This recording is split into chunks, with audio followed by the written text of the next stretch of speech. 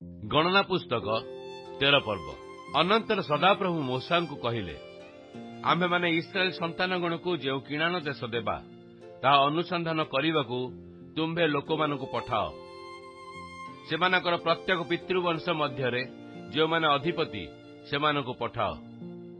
ତହିଁରେ ମୋଶା ସଦାପ୍ରଭୁଙ୍କ ଆଜ୍ଞାନୁସାରେ ପାରଣ ପ୍ରାନ୍ତରରୁ ସେମାନଙ୍କୁ ପଠାଇଲେ। ସେହି ଲୋକ ସମସ୍ତେ ଇସ୍ରାଏଲ ସନ୍ତାନଗଣର ପ୍ରଧାନ ଥିଲେ। ସେମାନଙ୍କର ନାମ ଏହି: ରୁବେନ ବଂଶ ମଧ୍ୟରୁ ସକୁରର ବଂଶ ସମୟ, ସିମିଓନ ବଂଶ ମଧ୍ୟରୁ ହୋରିର ପୁତ୍ର ସାଫଟ, ଜିହୁଦା ବଂଶ ମଧ୍ୟରୁ ଜିଫୁନ୍ନିର ପୁତ୍ର କାଲେବ, ଇସାଖର ବଂଶ ମଧ୍ୟରୁ ଯୋସେଫର ପୁତ୍ର ଜିଗାଲ, ଇଫ୍ରିୟମ ବଂଶ ମଧ୍ୟରୁ ନୁନର ପୁତ୍ର ହୋସେୟ, ବିନ୍ୟାମିନ ବଂଶ ମଧ୍ୟରୁ ରାଫୁର ପୁତ୍ର ପଲ୍ଟି, ସବଲୁନ ବଂଶ ମଧ୍ୟରୁ ସୋଦିର ପୁତ୍ର ଗଦିଏଲ, ଯୋସେଫ ବଂଶ ମଧ୍ୟରୁ ଅର୍ଥାତ୍ ମନସି ବଂଶ ମଧ୍ୟରୁ ସୁସିର ପୁତ୍ର ଗର୍ଦି, ଦାନ ବଂଶ ମଧ୍ୟରୁ ଗମ୍ମାପଲ୍ଲୀର ପୁତ୍ର ଅମିଏଲ, ଆସେର ବଂଶ ମଧ୍ୟରୁ ମିଖାଏଲର ପୁତ୍ର ସଥୁର, ନପ୍ତାଲି ବଂଶ ମଧ୍ୟରୁ ବପ୍ସିର ପୁତ୍ର ନହବି, ଗାଦ ବଂଶ ମଧ୍ୟରୁ ମାଖିର ପୁତ୍ର ଗୁଏଲ। ମୋଶା ଯେଉଁ ଲୋକମାନଙ୍କୁ ଦେଶ ଅନୁସନ୍ଧାନ କରିବାକୁ ପଠାଇଥିଲେ, ସେମାନଙ୍କର ନାମ ଏହି। ଆଉ ମୋଶା ନୁନର ପୁତ୍ର ହୋସେୟକୁ ଜିଓସିଓଙ୍କ ନାମ ଦେଲେ।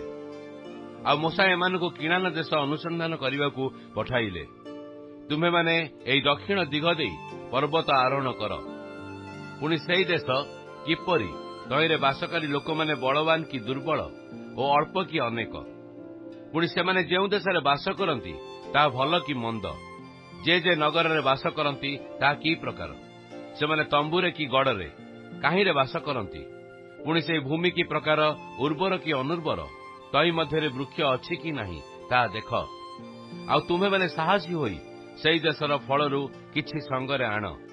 ସେହି ସମୟରେ ପ୍ରଥମ ପକ୍ୱ ଦ୍ରାକ୍ଷା ଫଳର ସମୟ ଥିଲା। ଏଣୁ ସେମାନେ ସିନ ପ୍ରାନ୍ତରରୁ ଯାତ୍ରା କରି ହମାତର ପ୍ରବେଶ ସ୍ଥାନସ୍ଥିତ ରହବ ପର୍ଯ୍ୟନ୍ତ ଅନୁସନ୍ଧାନ କଲେ। ଆଉ ସେମାନେ ଦକ୍ଷିଣ ଦିଗ ଦେଇ ଯାଇ ହିବ୍ରୋନରେ ଉପସ୍ଥିତ ହେଲେ। ସେହି ସ୍ଥାନରେ ଅହିମାନ ଓ ସେହେୟ ଓ ତଲୟ ଅନାକର ଏହି ସନ୍ତାନମାନେ ଥିଲେ। ମିଶରସ୍ଥିତ ସୋୟାନ ପତନର 7 ବର୍ଷ ପୂର୍ବେ ହିବ୍ରୋନର ପତନ ହୋଇଥିଲା। ଏ ଉତ୍ତାରେ ସେମାନେ ଇସ୍କ୍ରୋଲ ଉପତ୍ୟକାରେ ଉପସ୍ଥିତ ହୋଇ ସେଠାରେ ଏକ ପେଣ୍ଡା ଫଳଯୁକ୍ତ ଦ୍ରାକ୍ଷାଲତାର ଏକ ଡାଳ କାଟି ତାହା 2 ଜଣ ସାଙ୍ଗରେ ବହିଲେ। ସେମାନେ ଡାଳିମ୍ବ ଓ ଡିମ୍ବୁରି ଫଳ ମଧ୍ୟ ଆଣିଲେ।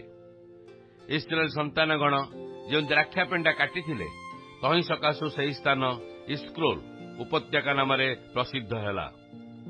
ଆଉ 40 ଦିନ ଉତ୍ତାରେ ସେମାନେ ଦେଶ ଅନୁସନ୍ଧାନ କରି ଫେରିଆସିଲେ। ଅନନ୍ତର ସେମାନେ ଆସି ପାରଣ ପ୍ରାନ୍ତରସ୍ଥ କାଦେଶ ନାମକ ସ୍ଥାନରେ ମୋଶା ଓ ହାରଣ ଓ ଇସ୍ରାଏଲ ସନ୍ତାନଗଣର ସମସ୍ତ ମଣ୍ଡଳୀ ନିକଟରେ ଉପସ୍ଥିତ ହୋଇ ସେମାନଙ୍କୁ ଓ ସମସ୍ତ ମଣ୍ଡଳୀ କି ସମାଚାର ଦେଲେ ଓ ସେମାନଙ୍କୁ ସେହି ଦେଶର ଫଳ ଦେଖାଇଲେ। ପୁଣି ସେମାନେ ବର୍ଣ୍ଣନା କରି ତାହାଙ୍କୁ କହିଲେ, ତୁମ୍ଭେ ଆମ୍ଭମାନଙ୍କୁ ଯେ ଦେଶକୁ ପଠାଇଥିଲ, ଆମ୍ଭେମାନେ ସେଠାକୁ ଯାଇଥିଲୁ, ଆଉ ତାହା ଦୁଗ୍ଧ ମଧୁ ପ୍ରବାହୀ ପ୍ରମାଣ, ଏହା ତହିଁର ଫଳ।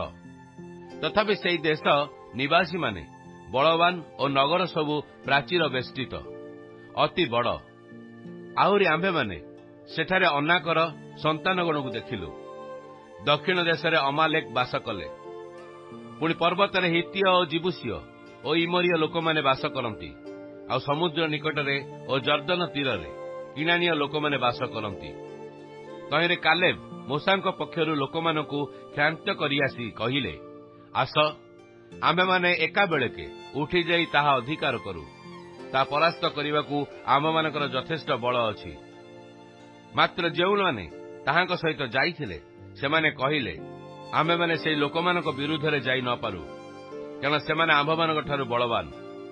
ଏହି ରୂପେ ସେମାନେ ଯେଉଁ ଦେଶ ଅନୁସନ୍ଧାନ କରିଥିଲେ, ଇସ୍ରାଏଲ ସନ୍ତାନଗଣ ନିକଟରେ ସେହି ଦେଶର ଅଖ୍ୟାତି କରି, ସେମାନେ ଯେଉଁ ଦେଶର ମଧ୍ୟ ଦେଇ ଅନୁସନ୍ଧାନ କରିବାକୁ ଯାଇଥିଲୁ, ସେହି ଦେଶ ସ୍ୱନିବାସୀମାନଙ୍କୁ ଗ୍ରାସ କରେ। ପୁଣି ତହିଁ ମଧ୍ୟରେ ଆମ୍ଭେମାନେ ଯେତେ ଲୋକଙ୍କୁ ଦେଖିଲୁ, ସେମାନେ ବଡ଼ ଡେଙ୍ଗା।